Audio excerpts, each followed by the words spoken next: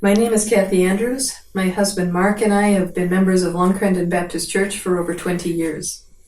We both were in our teens when God brought us to faith in Jesus through clear teaching from the Bible.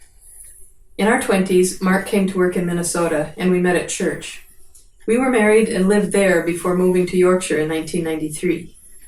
After 6 years, we moved to Tame and have lived here ever since.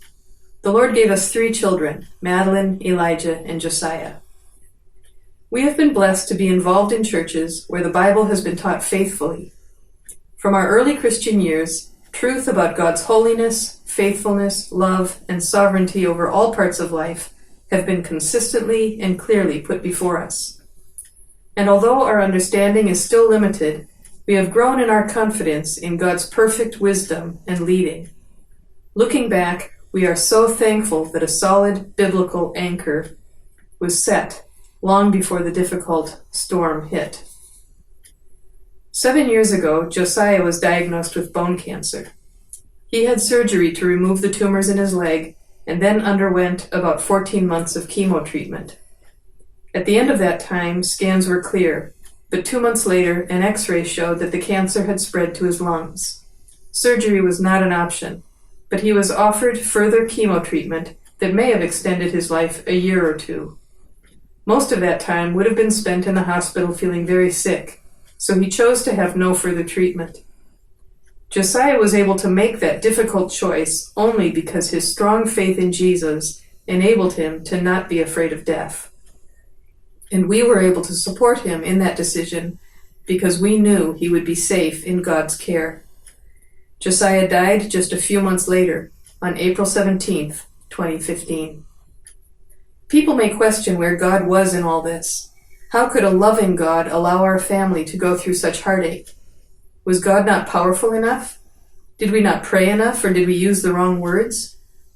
Hundreds of people from all over the world were praying with great confidence for God to bring healing. So why did Josiah die? Why didn't God answer our prayers? I believe God did answer. We asked God to heal Josiah, and God answered, no. But that does not make God less loving or less powerful. How can I be sure of that? In a sermon, we were reminded of Jesus' prayer in the Garden of Gethsemane just before he was killed on the cross. Mark 14:36 tells us that Jesus said, Abba, Father, all things are possible for you. Remove this cup from me. Jesus was asking his Father not to go through with the crucifixion, and God said no. But with that answer, God gave Jesus the strength and determination to go through with the Father's plan for him. The Lord gave us similar strength and determination.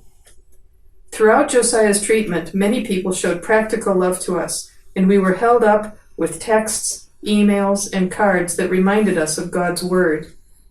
Books like God's Light on Dark Clouds and songs and hymns that reinforced biblical teaching were crucial, as were many reminders that people were with us in prayer. Since Josiah's death, friends have continued to remind us of their ongoing prayer for us, and many have given us special encouragement on significant days, like the anniversary and birthdays and holidays. Some have sent poems, songs, and other reminders that they are remembering Josiah as well as us. God has used bereavement groups to help us, especially a dad's group that Mark has valued. But I think it is still the focus on God's Word that helps the most. Some of my most frequent prayers with Josiah were based on Bible promises, like 1 Peter 5:7, cast all your anxieties on him who cares for you, or Jeremiah 29:11, for I know the plans I have for you, declares the Lord, plans to prosper you and not to harm you, to give you hope and a future. And we found reassurance through promises like Isaiah 41:10. Fear not, for I am with you. Be not dismayed, for I am your God.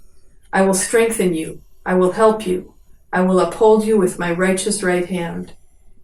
And Jesus' words in John 16:33. In the world you will have trouble.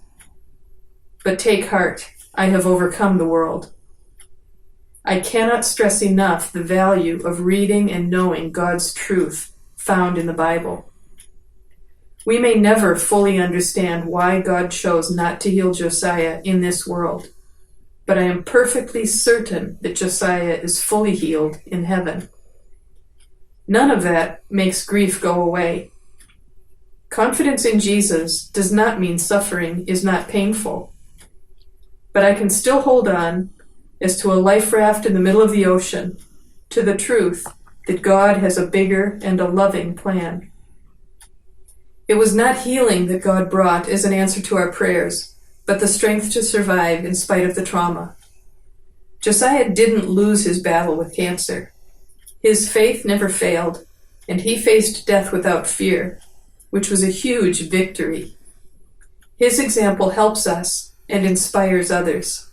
For that, we are very thankful.